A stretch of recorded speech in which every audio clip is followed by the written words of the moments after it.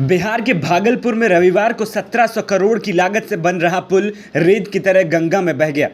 पूरा देश इस पुल के बहने का वीडियो देखकर दंग रह गया। 2014 में बिहार के मुख्यमंत्री नीतीश कुमार ने इस पुल का शिलान्यास किया था, लेकिन 9 साल में ये पुल बनकर तैयार नहीं हो पाया। चौंकाने वाली बात यह है कि ये कागजी पुल दूसरी बार गिरा है। इससे पहले पिछले साल 30 अप्रैल को भी इस निर्माणाधीन पुल का हिस्सा गिर गया था।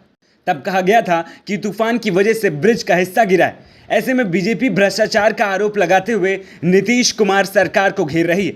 उधर बिहार के मुख्यमंत्री नीतीश कुमार का कहना है कि पुल ठीक से नहीं बनाया जा सका, तभी ये बार बार गिर जा रहा है। उन्होंने मामले में जांच के आदेश दे दिए हैं। बिहार के भागलपुर जिले में सुल्तानगंज अगुवानी गंगा नदी पर यह 4 लेन पुल बन रहा था। ये पुल खगड़िया और भागलपुर जिले को जोड़ने के लिए बनाया जा रहा था। पुल बनने के बाद खगड़िया से भागलपुर आने के लिए 90 किलोमीटर की दूरी मात्र 30 किलोमीटर की रह जाती। वीडियो में देखा जा सकता है कि कैसे 1700 करोड़ से ज्यादा की लागत से तैयार हो रहा पुल जमींदोज हो गया।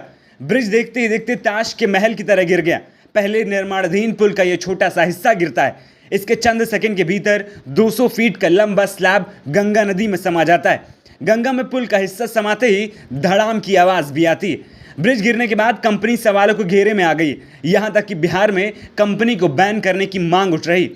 हालांकि कंपनी देश में कई नदियों पर पुल बना चुकी है, जबकि कई पुल कंपनी द्वारा बनाए जा रहे हैं। एसपी सिंगला कंपनी की वेबसाइट के मुताबिक कंपनी ने देश भर में अब तक 25 ब्रिज बनाए, जबकि 8 ब्रिज पर काम जारी है। कंपनी ने बिहार में अरवल और सहरसा में भी पुल बनाया। 7 डेडलाइन मिस नहीं हो सका पुल का काम पूरा। 23 फरवरी 2014 को नीतीश कुमार ने खगड़िया में पुल का शिलान्यास किया था। बीच में मांझी सीएम बने तो उसके बाद काम रुक गया। हालांकि नीतीश के दोबारा सीएम बनने के बाद 9 मार्च 2015 को काम शुरू हो पाया। पहले इसे मार्च 2019 को पूरा होना था, लेकिन बाद में सेकेंड डेडलाइन मार्च 2020 की गई। कोरोना के चलते डेडलाइन मार्च 2022 की गई। मार्च में भी काम पूरा नहीं हुआ तो डेडलाइन दिसंबर 2022 की गई, लेकिन तब भी पुल पूरा नहीं बन सका, इसीलिए इसका उद्घाटन नहीं हुआ। इसके बाद पुल को मार्च 2023 तक पूरा करने की डेडलाइन रखी गई। इसके बाद जून 2023 में छठी डेडलाइन भी फेल हो गई। इसके बाद पुल को दिसंबर 2023 तक पूरा किया जाना था, लेकिन अब पुल का बड़ा हिस्सा गंगा में समा गया है।